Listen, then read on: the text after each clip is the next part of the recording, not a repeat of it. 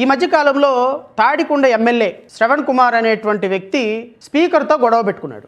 ఏమన్నాడు అంటే, అధ్యక్ష, నా రాజధాని ప్రాంతంలో తాడికొండ ప్రాంతంలో లైట్లు లేవు, రోడ్లు లేవు, డ్రైనేజీలు లేవు, ఇంత పెద్ద అంశాన్ని మాట్లాడుతుంటే మీరు మైక్ కట్ చేస్తున్నారు, ఇది పద్ధత?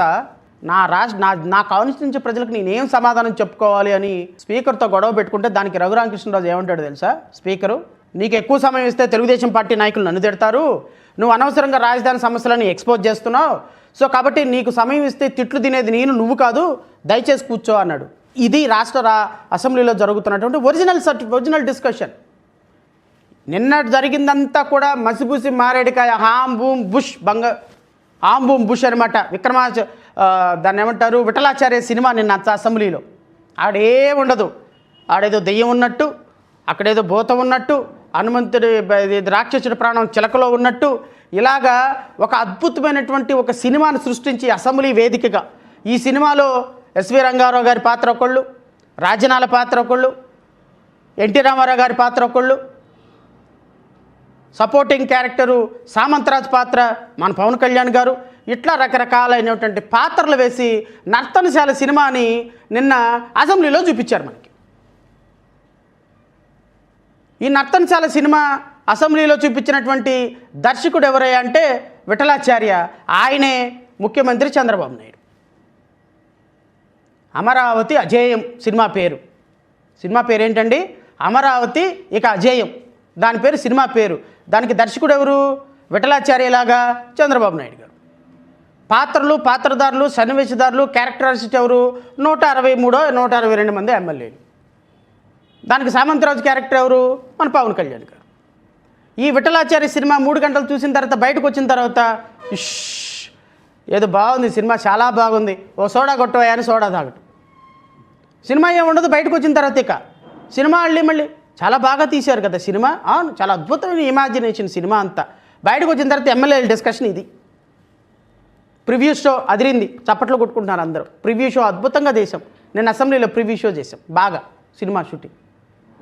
ఏం జరిగింది ఎవరికి గుర్తులేదు. ఏంది అమరావతి అంటే, ఏ పనికి మాల ఏదో అమరావతి, ఆయన ఏదో డిస్కషన్ పెట్టాడు, మనం ఏదో 4 రోజులు మాట్లాడొచ్చాం, ఏదో ఆయన తప్పలేదు, ఆయన పడతాడు అమరావతి కోసం. ఇది ఎమ్మెల్యేల మధ్య డిస్కషన్ నిన్న, కొంతమంది ఎమ్మెల్యేల మధ్య. ఇదేం నేనే అబద్ధం చెప్పట్లేదండి, వాస్తవం. ఎందుకు అంటే రికార్డ్స్ స్పీక్స్ వాల్యూమ్. కూటమి ప్రభుత్వం చేస్తున్నటువంటి అన్యాయాలు కొన్ని లక్షల డాక్యుమెంట్లు speaks, it's volume, it's వర్తి.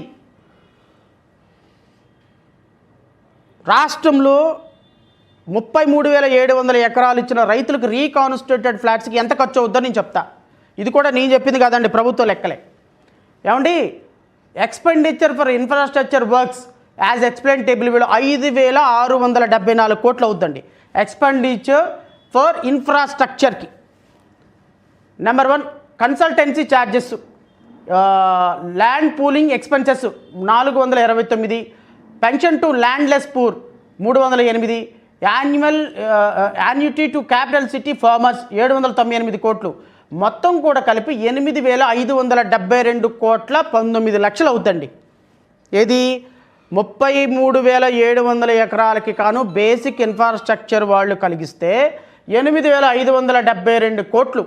Number 1 additional expenditure ఏదైనా ఇంకా కావాలి అంటే ఐసీసీ బిల్డింగ్స్కి 580 కోట్లు అండి, మిస్లీనియస్ వర్క్స్ 14 కోట్లు అండి, హౌసింగ్ ప్రాజెక్టులకి 1300 కోట్లు అండి, high court, project office, ACG India మొత్తం కలిపి 155 కోట్లు, 43 కోట్లు, 34 కోట్లు అండి.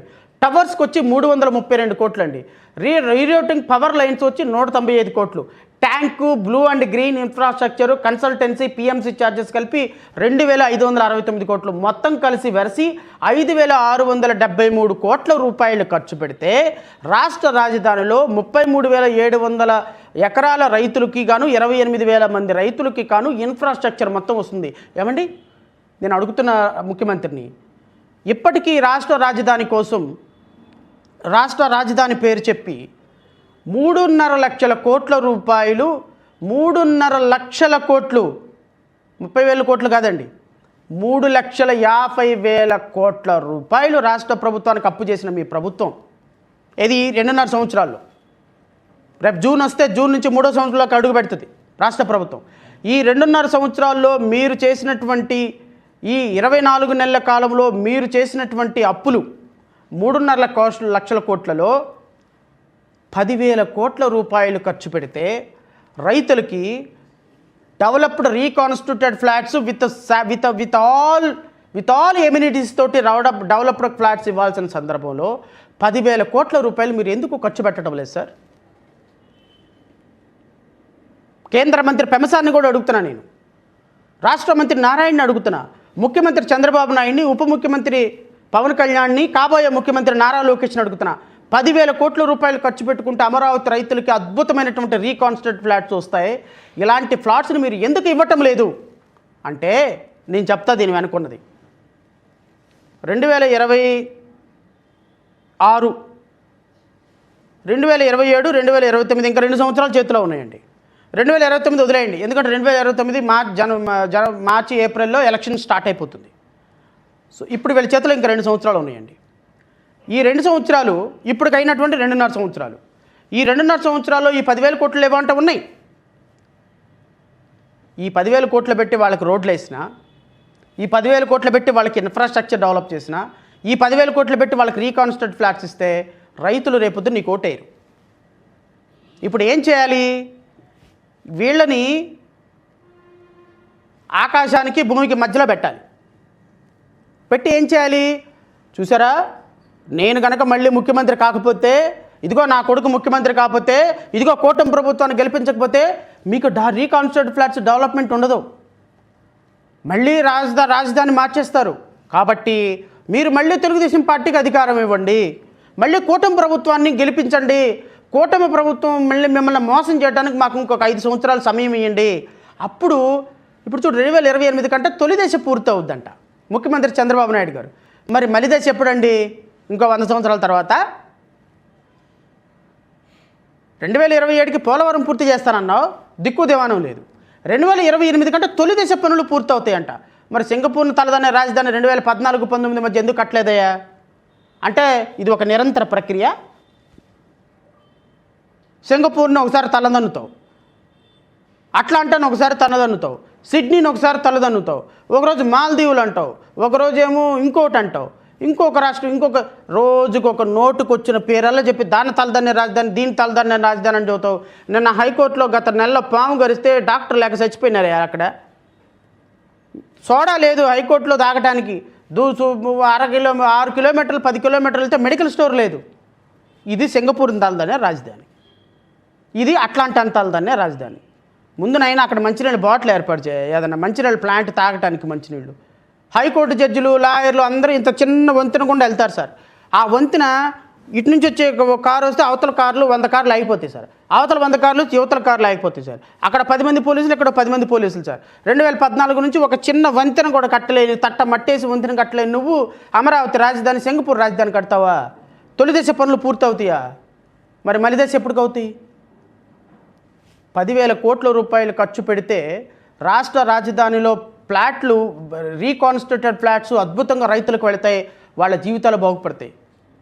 ఎందుకు నేను ఈ మాట అంటున్నానంటే, రాష్ట్ర రాజధానికి భూములు ఇచ్చిన రైతులండి ఆకలితోటి కన్నీళ్లు మింగి బతుకుతున్నారండి.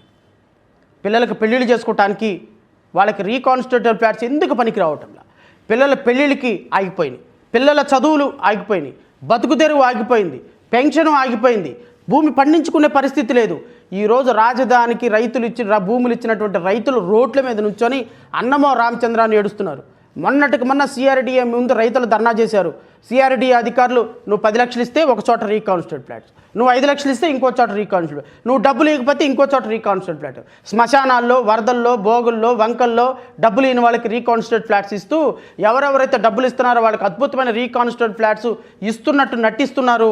డబ్బులు తీసుకొని జోగాడుతున్నాడని అమరావతి రైతులే బోర్మని అన్నారు సిఆర్డీఏ ఆఫీస్ దగ్గరికి వెళ్ళి. గెలిచిన తర్వాత 2 సంవత్సరాలు అమరావతి రైతులకు అపాయింట్మెంట్ నువ్వు అమరావతి జయహో అంటారేంటండి? అమరావతి రైతులు మా అపాయింట్మెంట్ ఇవ్వని ఆఫ్టర్ నారాయణ దగ్గరికి వెళ్ళి కాళ్ళు పట్టుకొని బతులాడుతుంటే నారాయణకి అపాయింట్మెంట్ మీరు అమరావతి అజయం అంటారేంటండి? మీకు అమరావతి రైతుల పట్ల ప్రేమ ఉందా? మీకు అమరావతి పట్ల మమకారం ఉందా? అమరావతిని డెవలప్మెంట్ చేసే కమిట్మెంట్ ఉందా? అమరావతిని దోచుకొని అమరావతిని ఏటీఎం లాగా వాడుకొని అమరావతిలో రైతులను మోసం చేసి మరలా అధికారంలోకి రావాలని రాష్ట్ర ప్రజల మొత్తం మోసం చేస్తున్న కూటమి ప్రభుత్వాలు దొంగలు. వాళ్ళని మోస్తున్నటువంటి పవన్ కళ్యాణ్ పెద్ద దొంగ. ఈరోజు అమరావతి పట్ల కమిట్మెంట్ మీకు లేనే లేదు. కమిట్మెంట్ ఉన్నట్టయితే 2014లోనే అమరమని అమరావతి అజయమని పూర్తి స్థాయిలో కేంద్ర ప్రభుత్వానికి చెప్పి చట్టం తయారు చేయించుకునేవాళ్ళు. 12 సంవత్సరాల తర్వాత ఈరోజు మళ్ళీ రెడ్డొచ్చి మొదలుపెట్టా అని చెప్పేసి మళ్ళీ మొదటి దగ్గరికి వెళ్ళిపోయి అమరావతి అమరం అని చెప్పేసి మీరు మాట్లాడుతుంటే బాధేస్తుంది. అమరావతి అని మాట్లాడుతుంటే సిగ్గేస్తుంది. అమరావతి రైతుల పట్ల పూర్తి మమకారం ఉన్నటువంటి పార్టీగా చెప్తున్నా, అమరావతి రైతులకు అన్యాయం చేసిన మీ పార్టీ పుట్టగతులు లేకుండా పోతుంది. అమరావతి ఈ రోజున లీగల్గా ఫిక్స్ చేయాలి కేంద్ర ప్రభుత్వం. అమరావతికి సంబంధించిన ప్రతి రూపాయి కూడా కేంద్ర ప్రభుత్వం బిరుదులు section 94 subsection 2 subsection 3 2014 reorganisation act ప్రకారం ప్రతి ఒక్క రూపాయి కేంద్ర ప్రభుత్వం దగ్గర నుంచి తెప్పించుకోవాల్సిన బాధ్యత నీది, పవన్ కళ్యాణ్ది. బికాజ్ ఇది త్రిబుల్ ఇంజిన్ సర్కార్, నాట్ ఎ డబుల్ ఇంజిన్ సర్కార్. భారతీయ జనతా పార్టీని గెలిపించినటువంటి రాష్ట్ర ప్రజలు కూడా దీన్ని అర్థం చేసుకోవాలి. కాదు మేము సాగిలు పడతాం, కాదు మేము కాళ్ళు పట్టుకుంటాం, కాదు మేము ఇంకా అమరావతి పేరు పెట్టించుకున్న చోట ఉన్నారంటే రాష్ట్ర ప్రజలు ఖచ్చితంగా గమనిస్తారు. రాష్ట్ర ప్రజలు ఖచ్చితంగా రేపు 2029లో మీకు సమాధానం చెప్పే రోజు ఒక రోజు వస్తుంది. రాష్ట్ర ప్రజలను మోసం చేసిన విధానం, రాష్ట్ర మంత్రులు, రాష్ట్రంలో ఉన్నటువంటి రైతులను మోసం చేసినటువంటి విధానం, అమరావతి రైతులను మోసం చేసినటువంటి విధానం, అసెంబ్లీ సాక్షిగా మీరు అప్పులు చేస్తున్నటువంటి విధానం, అసెంబ్లీ సాక్షిగా అబద్ధాలు చెప్తున్నటువంటి విధానం, 3.5 లక్షల కోట్ల రూపాయల్లో 2,50,000 కోట్ల రూపాయలు దాచుకొని ఈరోజు అమరావతిని ఒక ఏటీఎం లాగా వాడుకుంటున్నారు కూటమి ప్రభుత్వం. ప్రతి రూపాయి కూడా అమరావతికి ఖర్చు పెట్టకుండా 2028కి తొలిదశ పనులు అంటే ఏమి ఉండవండి, మొండాలే మిగులుతాయి. ఫౌండేషన్ వేస్తారు అన్నిటికీ. ఫౌండేషన్ వేసాము 2.5 సంవత్సరాలు, 4 సంవత్సరాలు అయిపోతాయి. 4 సంవత్సరాలు ఫౌండేషన్ వేసిన తర్వాత ఫస్ట్ ఫ్లోర్ సెకండ్ ఫ్లోర్ కట్టాలి అంటే డబ్బులు లేవు. మళ్ళీ మాకు అధికారం ఇస్తే ఫస్ట్ ఫ్లోర్ కడతాం, మాకు అధికారం ఇస్తే ఫ్లోర్ వేస్తాం, పై కప్పు వేస్తాం, మాకు అధికారం ఇస్తే పెయింట్ వేస్తాం, మాకు అధికారం ఇస్తే ఎలక్ట్రిసిటీ పెడతాం, మాకు అధికారం ఇస్తే బాత్రూములు దాంట్లో లోపల పెయింట్లు వేస్తాం, మాకు అధికారం ఇస్తే గృహప్రవేశం చేస్తాం. 35 సంవత్సరాలు పోయే, 35 సంవత్సరాలు పోయే. ఒక జనరేషన్ పోయింది మీ యొక్క అబద్ధాల వల్ల. అమరావతిని మీరు కట్టడం అసాధ్యం. మీకు కమిట్మెంట్ లేదు. చదరపు అడుగు 18,000 19,000 రూపాయలతోటి ఒక బిల్డింగ్ కట్టాలి అంటే 200 అడుగుల లోతుల ఫౌండేషన్ వేస్తున్న మీకు అమరావతి కట్టడాలు నిలబడవన్న సంగతి తెలుసు. Because it is a soil, loose soil. మీరు రాంగ్ డెసిషన్ తీసుకొని అమరావతిని ఈరోజు రైతుల మొత్తాన్ని అన్యాయం చేస్తున్నారు, రైతులు పొట్టగొడుతున్నారు. ఇంకా రైతుల దగ్గర నుంచి భూములు తీసుకొని మళ్ళీ ఇంకో 50,000 ఎకరాలు భూములు తీసుకొని మొత్తం 1,00,000 ఎకరాల భూములు తీసుకొని రైతులందరినీ రోడ్డు మీద నిలబెడుతున్నారు. ఈ రైతులకు రీకాన్స్ట్రక్టెడ్ ఫ్లాట్స్ కదా, 10 రూపాయలు పెట్టుబడి పెట్టడానికి ఎవడు రాడు. ఆ విషయం మీకు తెలుసు. తెలిసినప్పటికీ కూడా అమరావతి రైతులను మోసం చేసి మరలా మలిదశ 2వ దశ భూసేకరణకి వెళ్తున్నారు. ఇది మీకు న్యాయమా అని అడుగుతున్నాను చంద్రబాబు నాయుడు. ఎందుకు అంటే అమరావతి మా కన్న తల్లి లాంటిదండి. అమరావతిని మేము ఈరోజు అమరావతిని ఎంతో కష్టపడి బతికించుకున్నాం. ఆ అమరావతిని మీరు మోసం చేస్తుంటే బాధ అనిపిస్తుంది, అబద్ధాలు ఆడుతుంటే బాధ అనిపిస్తుంది. నయా పైసా సంబంధం లేని, నయా పైసా ప్రేమ లేని పవన్ కళ్యాణ్ అమరావతి మీద కపట ప్రేమ కురిపిస్తుంటే ఏంటి ఇంత దౌర్భాగ్యంగా రాజకీయాలు తయారైనయా? ప్రజలు మన మాట వినరా? ప్రజలకి కష్టం వస్తే చెప్పొద్దా? ప్రజలకి ఇది మీకు జరుగుతున్న అన్యాయం అని చెప్పొద్దా అని అనిపించింది. ప్రజలు వింటారా వినరో ప్రజల విజ్ఞతకు వదిలేస్తా, కానీ వాస్తవాలు మాత్రం ప్రజలకు తెలియాలి. వాస్తవాలు ప్రజల దగ్గరికి వెళ్ళాలి. వాస్తవ పరిస్థితులు, అసెంబ్లీలో మాట్లాడే మాటలు, చంద్రబాబు నాయుడు, నారా లోకేష్, పవన్ కళ్యాణ్ వాళ్ళ మంత్రులు మాట్లాడే అబద్ధాలు మీ మనసుకి తెలియాలి, మీ వాస్తవాలకు తెలియాలి. 2029లో ఎన్డీఏ కూటమికి ఓటేద్దామా, తెలుగుదేశానికి జనసేనకి ఓటేద్దామా, భారతీయ జనతా పార్టీకి నమ్మి ఓటేద్దామా అని విఘ్నులైనటువంటి ప్రజలు. తెలుగుదేశం పార్టీ కార్యకర్తలను నేను మార్చలేను, వైఎస్ఆర్ కాంగ్రెస్ పార్టీ కార్యకర్తలను నేను మార్చలేను. వాళ్ళ దగ్గర 40%, వీళ్ళ దగ్గర 40% ఓటింగ్ ఉంది. కానీ 10% ప్రజలు ఉన్నారు చూసారు, విఘ్నులైనటువంటి ప్రజలు, న్యూట్రల్ ప్రజలు. ఎవరు కరెక్ట్గా పనిచేస్తే వాళ్ళకి ఓటేద్దాం, మీరు డిసైడింగ్ ఫ్యాక్టర్. ఇంట్లో కూర్చొని వంట వండుకునే తల్లి, కాలేజీకి వెళ్ళే తమ్ముడు, కాలేజీకి వెళ్ళే చెల్లి, మీరు డిసైడింగ్ ఫ్యాక్టర్. అమరావతి రాజధానిని అడ్డం పెట్టుకొని ఏటీఎం లాగా వాడుకొని అసెంబ్లీలో అబద్ధాలు చెప్పే కూటమి ప్రభుత్వానికి ఓటేయాలా వద్దా అని నిర్ణయం తీసుకోవాల్సింది న్యూట్రల్ ప్రజలు మాత్రమే. నా అభ్యర్థన అంతా న్యూట్రల్ ప్రజలకి, సామాన్యులకి, సమాజం బాగుండాలి, రాజకీయాలు కల్మషం లేకుండా ఉండాలని చూసేటువంటి ప్రజలకు నేను అప్పీల్ చేస్తున్నా. ఇలాంటి దుర్మార్గులకు ఓటేసి మన రాష్ట్రాన్ని ఇంకా అంధకారంలోకి తీసుకెళ్తారో, మన రాష్ట్రానికి నిజంగా పరిపాలించే వ్యక్తులకు పరిపాలనిస్తారో నిర్ణయం మీరే తీసుకోమని నేను రాష్ట్ర ప్రజలను కోరుతూ, నాకు ఈ అవకాశం ఇచ్చిన మీ అందరికీ కూడా హృదయపూర్వక నమస్కారాలు తెలియజేసుకుంటూ, జై హింద్, జై భీమ్.